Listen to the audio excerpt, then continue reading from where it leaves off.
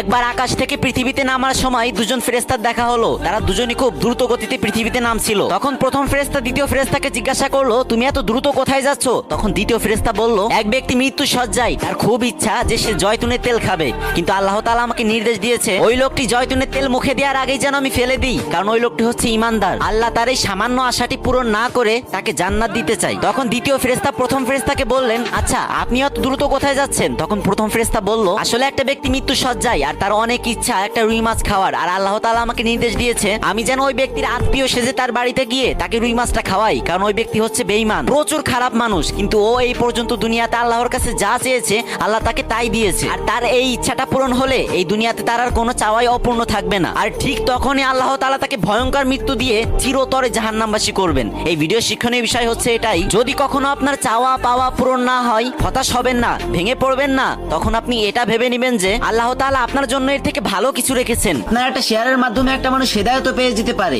অনেক তো গান বাজনার ভিডিও শেয়ার করলেন ভাই, এবার না হয় একটা ইসলামিক ভিডিও শেয়ার করেন। আল্লাহ আমাদের সবাইকে বোঝার তৌফিক দান করুন, আমিন।